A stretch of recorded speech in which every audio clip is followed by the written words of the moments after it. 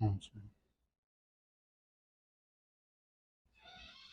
الله الرحمن الرحيم.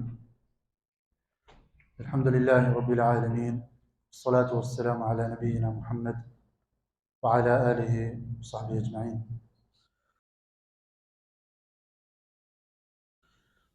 تمام قسم کی حمد و ثنا رب ذوالجلال کے لیے ہے جو اس کائنات کا خالق، مالک اور رازق ہے۔ درود اور سلام محمد مصطفیٰ صلی اللہ علیہ وسلم پہ، جنہیں اللہ تبارک و تعالی نے رحمت للعالمین بنا کے بھیجا ہے۔ محترم سامعین اور اسلامی بھائیوں،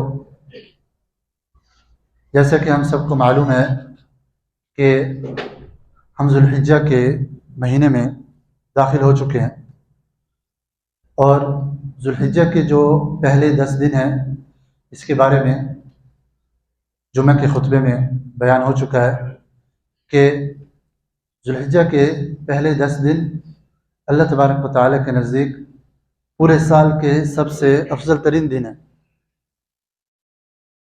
پورے سال کے افضل ترین دن ہیں، اور ان دنوں کا جو عمل صالح ہے، ان دنوں میں جو نیک عمل ہے وہ باقی سال کے دنوں سے زیادہ افضل ہے۔ اور جمعے کو ہم یہ بھی بیان کر چکے ہیں کہ نبی کریم صلی اللہ علیہ وسلم نے ہمیں بتایا ہے کہ باقی سال کے دنوں کا جو نیک عمل ہے وہ ان دنوں کے عمل کے برابر نہیں ہو سکتا۔ ان دنوں میں، ان 10 دنوں میں جو نیک عمل ہے وہ سب سے افضل عمل ہے، حتیٰ کہ یہاں تک کہ اگر ان دنوں کے علاوہ سال کے باقی دنوں میں اللہ کی راہ میں جہاد بھی کیا جائے وہ بھی ان دنوں کے نیک عمل سے افضل نہیں ہو سکتا۔ تو عزیز دوستو اور ساتھیوں، اللہ تبارک و تعالیٰ کا اس امت پہ بہت بڑا فضل ہے۔ اللہ تبارک و تعالیٰ کا اس امت پہ بہت بڑا فضل ہے کہ اللہ تبارک و تعالیٰ نے اس امت کے لیے کچھ ایسے دن مقرر کیے ہیں جو فضیلت والے دن ہیں، اور ان فضیلت والے دنوں میں ایک انسان تھوڑا سا عمل کر کے بہت زیادہ اجر و ثواب حاصل کر سکتا ہے، تھوڑا سا عمل کر کے بہت زیادہ اجر و ثواب حاصل کر سکتا ہے۔ جیسا کہ رمضان کا مبارک مہینہ تھا، اور رمضان کی آخری 10 راتیں تھیں، اور اس کے بعد پھر شوال کے جو روزے تھے، جس کے بارے میں نبی کریم صلی اللہ علیہ وسلم نے ہمیں بتایا کہ جو رمضان کے بعد 6 دن روزے رکھ لے تو اس کا اجر و ثواب ایسے ہے جیسے اس نے پورے سال روزے رکھے ہوں، جیسے کہ پورے سال روزے رکھے ہوں۔ اور ابھی یہ مبارک دن آئے ہیں جو کہ بالکل چند گنتی کے دن ہیں، بہت ہی کم دن ہیں، اور بہت جلدی گزر جانے والے ہیں، تو اس لیے میرے بھائیوں، ہم سب نے میرے بھائیوں اپنے عمل کو دیکھنا ہے کہ ہم اپنا قیمتی وقت کس چیز میں لگا رہے ہیں۔ ہم یہ جو فضیلت والے دن ہیں اس میں ہم کیا کر رہے ہیں، ہم اللہ تبارک و تعالیٰ کی طرف کتنا رجوع کر رہے ہیں، اور اللہ تعالیٰ کی کتنی عبادت کر رہے ہیں۔ کیونکہ میرے بھائیوں، اس امت کے بارے میں نبی کریم صلی اللہ علیہ وسلم نے ہمیں بتایا کہ 60 یا 70 کے درمیان اس امت کی عمریں ہیں۔ بہت کم لوگ ہوں گے جو اس سے زیادہ تجاوز کریں گے، 60-70 سے زیادہ تجاوز کریں گے۔ تو میرے بھائیوں، اس امت پہ اللہ تبارک و تعالیٰ کا ایسا فضل و کرم ہے کہ اس امت کی عمریں کم ہیں، مگر ان کے عمل کا جو اجر اور ثواب ہے وہ زیادہ ہے۔ جیسے کہ ایک حدیث میں نبی کریم صلی اللہ علیہ وسلم نے ہمیں بتایا کہ اس امت کے عمل کی مثال اور پچھلی امتوں کے عمل کی، مطلب نیک اعمال کی مثال اس طرح ہے جیسے اگر کوئی شخص کسی مزدور کو اجرت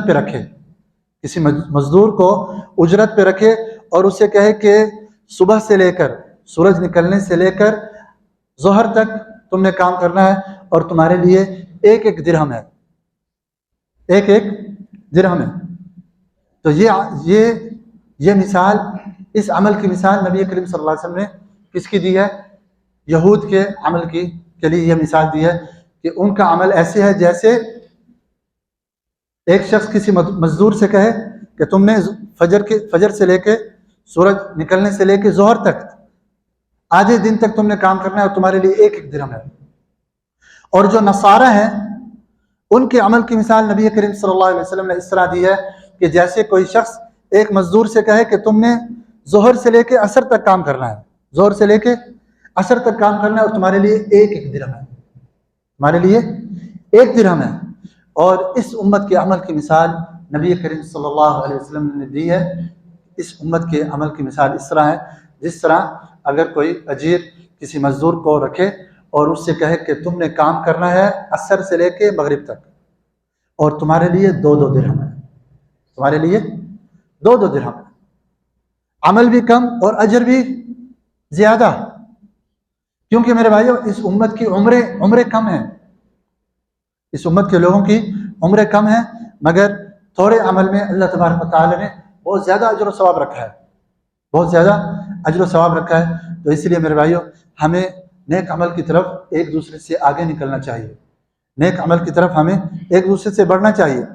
میرے بھائیو آج کل جو لوگ دنیا کے پیچھے پڑے ہوئے ہیں، اگر کوئی لاکھ پتی ہے، آج اگر کوئی لاکھ پتی ہے تو وہ چاہتا ہے کہ کل کو میں کروڑ پتی بن جاؤں. اگر کوئی کروڑ پتی ہے وہ چاہتا ہے کہ کل کو فیوچر میں مستقبل میں ارب پتی بن جاؤں. جو ارب پتی ہے وہ کہتا ہے میں کھرب پتی بن جاؤں. دنیا والے، دنیا کمانے والے اور دنیا جمع کرنے والے اس طرح ایک دوسرے سے آگے نکل رہے ہیں جیسے انہوں نے ہمیشہ کے لیے اسی دنیا میں رہنا ہو. اور نیک عمل کرنے والے پیچھے ہٹے ہوئے ہیں اور ایک دوسرے سے آگے نکلنے کی کوشش نہیں کر رہے، بلکہ سستی اور کاہلی کا مظاہرہ کیے ہوئے ہیں.